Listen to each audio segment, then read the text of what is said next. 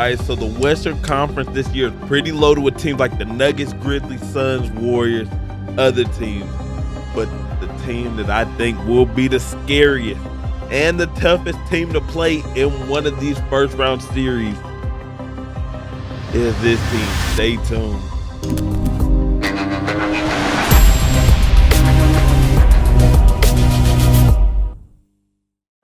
All right, I just wanted to make a quick video. After I seen the Clippers Kings video, it popped into my head, and this is how I feel about the Kings this postseason. So this is a different style of video. So y'all like, comment, share, subscribe. Y'all let me know what y'all think about this type of video. If y'all like it, I might do more of it. If not, we might just stick to the reactions. But y'all let me know in the comments. There's a whole bunch of teams in the Western Conference that are tough. I think the team that you do not want to play in the West first round, which might be a tough series that people are sleeping on, is the Sacramento Kings. Last year, they were 30-52, and now they passed that with 35-25. That's the record so far. The Kings are now the number 3 seed, only a game and a half behind the Grizzlies for the number 2 seed, and everyone thought it was a fluke. But they are gaining respect from people around the league, like Draymond Green, who said a couple months ago that it's hard to get ready to play against teams like Sacramento, these sorry teams like Sacramento. He's now giving praise to the Kings, saying how much they improved on defense, how Fox is playing at an unbelievable level. But the reason behind them playing at this level and the major cultural shift that happened was when they hired Mike Brown as the head coach. So people like Stephen A., respected people around the league, are saying that Mike Brown is the coach of the year, which I got to agree with. Now let me also say this, because this is very important.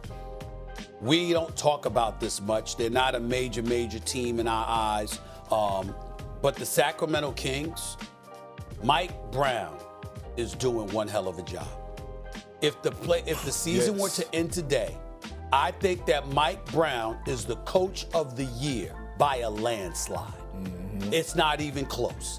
To take the Sacramento King, that abyss, that purgatory, to literally arrive there in his first year and to have them as a top 3 seed in the Western Conference. Every time I'm waiting for them, Kendrick Perkins, to lose, they turn around and they keep winning. Mike Brown is doing a hell of a job. And coming from the Warriors staff, he's completely changed the entire organization. You can see, like when you watch the King, you can tell that they love playing for one another. They play together. They have fun. They play behind their coach. Like you could see it and tell, man. While their defensive rating is 25th in the league, listen to this. You ain't gonna believe this because I didn't believe it. Their offensive rating is first. Not first in the league, first in the history of the NBA. They have the all-time best offensive rating. The Kings, the team that people did not see them even making the playoffs, this long drought that they've had, they are number 1 in offensive rating. Now you got Fox, with Fox number 2 in 4-quarter points. It's safe to say the team has a closer.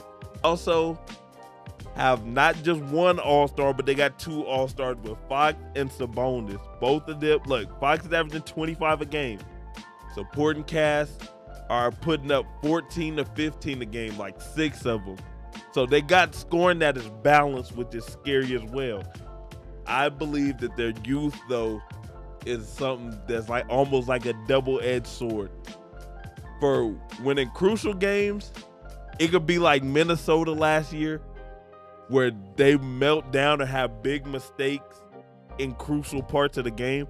But I also think, like Minnesota, they're so young that they might be able to bounce back for some of that. Like it won't, like some of these veteran teams, they know, dog, that was our shot, and then they kind of fold. With the young teams, it is like, okay, let's put that one behind us and get ready for the next one. Like they got a short memory. It's almost like they don't know what they don't know. Now, I'm not saying that they're going to win the West. I'm not saying that. But look, I believe this team can be a tough team and push one of these seeds to like a tough series. For instance, Chris Paul in the bubble with the Thunders, when they played the Rockets had the better team. But Chris Paul and OKC, they were so, like, Chris Paul wasn't young, but the rest of the players were young. And they pushed the Rockets to 7 games, and they barely escaped. So by the time they played the Lakers, they were kind of worn out from that previous series.